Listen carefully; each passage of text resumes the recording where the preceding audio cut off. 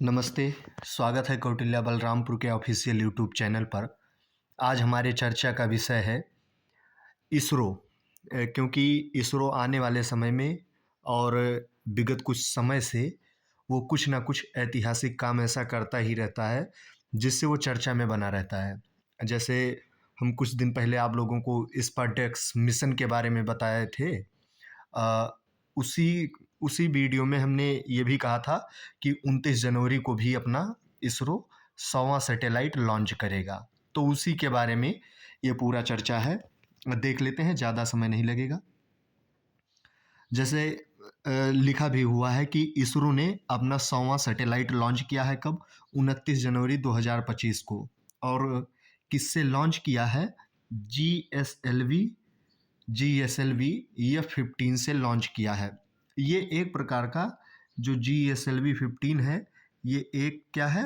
Rocket है। ये एक रॉकेट है। कौन? GSLV F-15। और हाँ, इसमें जो सैटेलाइट है वो है NVS-02। इन दोनों चीज़ों को याद रखा करो कभी भी। जैसे अगर कोई सैटेलाइट लॉन्च की जाती है तो उस सैटेलाइट का नाम याद रख लिया करो, और जो रॉकेट होता है उस रॉकेट का नाम याद रख लिया करो।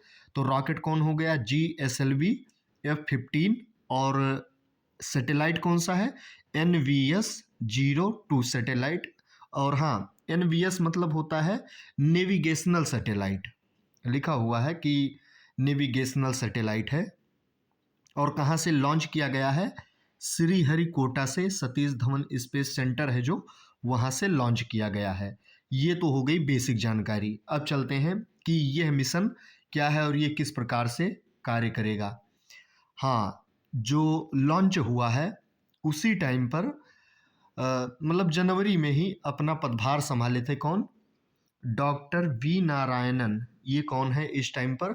इसरो के अध्यक्ष हैं। ये भी याद रखने वाला एक तथ्य है कि इसरो के चीफ इस टाइम पर कौन है? Doctor V Narayan. उन्होंने कहा कि 2025 का पहला प्रक्षेपण सफलतापूर्वक पूरा हो गया है। उपग्रह को वांछित कक्षा में स्थापित कर दिया गया है। अब ये मिशन के बारे में देखते हैं कि ये मिशन क्या है। जैसे आप लोगों को पता होगा कि जो GPS सिस्टम होता है, मतलब नेविगेशनल सिस्टम होता है, वो हर एक देश का अपना, जैसे GPS है, ग्लोबल पोजिशनिंग सिस्टम। ये कहाँ का है? ये अमेरिका का है। ग्लोनास कहाँ का है? ये रूस का है। चाइना का भी बाइडू है। यूरोपियन यूनियन वालों का गैलीलियो है। इन सबका अपना अपना स्वदेशी नेविगेशनल सिस्टम हुआ करता था, लेकिन भारत के पास ऐसी कोई व्यवस्था नहीं थी कि जिससे उसके पास नेविगेशनल सिस्टम हो, अपना खुद का होना चाहिए। अच्छा, ये इस बात पर हम इसलिए जोर दे रहे हैं कि खुद का होना चाहिए, क्योंकि अगर हम मान लीजिए कि अमेरिका के GPS का इस्तेमाल इंडिया में कर रहे हैं, तो आने वाले समय में, या मतलब अगर हम यूज कर रहे हैं, तो अधिकतर डेटा जो हमारे इंडियन आर्मी अगर कहीं पर GPS का यूज कर रही है, तो उस डेटा को USA जब चाहे तब उसका इस्तेमाल कर सकता है। ऐसा है नहीं कि मतलब सिर्फ GPS का यूज ये जो ट्रैक करने में, मतलब रास्ते को देखने के लिए उपयोग किया जाता है, ऐसा बिल्कुल नहीं है। इसका उपयोग मिलिट्री पर्पस से भी उपयोग इसका किया जाता है, और वो सेंसिटिव एरिया हो जाता है किसी भी देश के लिए, तो उसका इस्तेमाल अमेरिका कर सकता है। अगर अमेरिका नहीं, मान लो कि ग्लोनास का, हम उसका ग्लोनास सिस्टम यूज कर रहे हैं, तो वो भी हमारे डेटा को यूज कर सकती है किसी गलत पर्पज के लिए आने वाले समय में। इसलिए भारत ने सोचा कि हमारा अपना एक खुद का नेविगेशनल सिस्टम होना चाहिए और वो स्वदेशी होना चाहिए। उसी टाइम पर क्या हुआ कि हाँ, ये जो इस बार छोड़ा गया है ये NVS-2 है, मतलब नेविगेशनल सिस्टम।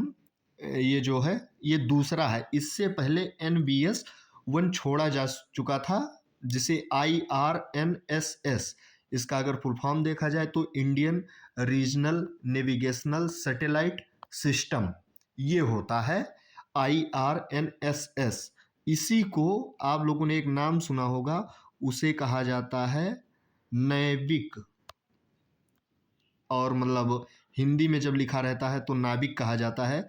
इसका फुल फॉर्म होता है नेविगेशन विथ इंडियन कॉन्सिलेशन। ये IRNS का मतलब नाम नाविक भी है, इसको भी ध्यान रख सकते हैं क्योंकि इससे प्रश्न बनता है और पूछा भी जाता है। तो NVS-01 पहले किया जा चुका है, लेकिन अभी ये जो 100वां सैटेलाइट किया गया है ये NVS-02 है। आने वाले समय में इससे जो भारत की जितनी सीमा है उसके 1500 किलोमीटर के क्षेत्र को पूरा निगरानी के तौर पर देखा जा सकता है। किससे? इस सैटेलाइट सिस्टम की सहायता से। अगला देखते हैं। ये जो सैटेलाइट सिस्टम है GSLV F-15, ये भारत के भू-स्थिर उपग्रह प्रक्षेपण यान का 17वां प्रक्षेपण है। यह स्वदेशी क्रायोजेनिक चरण के साथ 11वां प्रक्षेपण है। यह स्वदेशी क्रायोजेनिक चरण के साथ 8वां परिचालन है।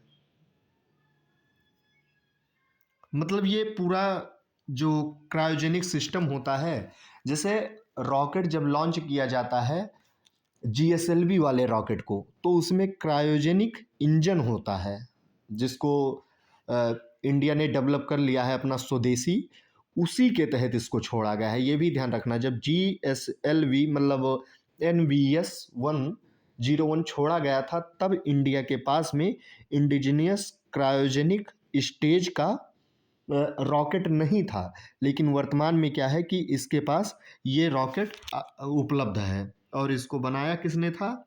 UR राव सैटेलाइट सेंटर में इसका विकास किया गया था। किसका? क्रायोजेनिक इंजन का। तो ये पूरा का पूरा जो GSLV ये पूरा प्रक्षेपण यान है, इसमें क्रायोजेनिक इंजन का इस्तेमाल किया गया था। क्रायोजेनिक इंजन को मतलब ऐसे समझा जा सकता है कि इसमें हाइड्रोजन और ऑक्सीजन का गैसियस फॉर्म नहीं होता है। जैसे हाइड्रोजन गैसियस फॉर्म में होता है, लेकिन उसको लिक्विड में कन्वर्ट कर लिया जाता है। और जैसे एक होता है ठोस ईंधन और एक होता है लिक्विड ईंधन, मतलब तरल ईंधन। तो जो ठोस ईंधन होता है, जो ये पटाखे वटाखे होते हैं, वो मतलब एक बार अगर उसमें आग लगा दिया गया तो उसको कंट्रोल नहीं किया जा सकता है। लेकिन जो हमारी बाइक चलती है या कार है, इन सब में जो ईंधन है ये लिक्विड ईंधन है और इसको कंट्रोल किया जा सकता है। तो इंडिजिनियस क्रायोजेनिक जो सिस्टम होता है, इंजन होता है, इसमें लिक्विड इस्तेमाल किया जाता है।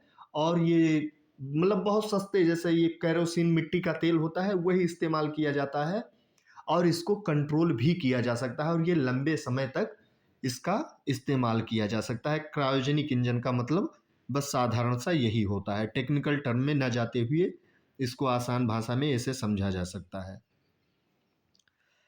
हाँ, अब अभी जो हम बता रहे थे कि मतलब किस किस देश के पास में अपना खुद का GPS है, मतलब ग्लोबल नेविगेशन सैटेलाइट सिस्टम अपना खुद का किस देश के पास में है। USA के पास में है, जिसे GPS कहते हैं, ग्लोबल पोजिशनिंग सिस्टम। रसिया के पास में है, उसका नाम क्या है? GLONASS, global navigation satellite system. European union के पास में है, जिसका नाम है गैलीलियो। यहाँ पर वो गलत टाइप हो गया है, लेकिन इसका नाम है गैलीलियो। चाइना के पास में अपना खुद का है, जिसे क्या कहते हैं? बाइडू। इंडिया के पास में भी अब आ गया है, जिसका नाम क्या है? नाविक, जिसे पहले IRNSS यानी Indian regional navigation satellite system के नाम से जाना जाता है। जापान के पास भी अपना खुद का एक कह सकते हैं कि नेविगेशनल सैटेलाइट सिस्टम है, जिसे क्या कहते हैं? QZSS, quasi zenith satellite system. तो ये चर्चा छोटी सी चर्चा रही कि जो इसरो ने अपना 100वां मिशन किया है उसके बारे में।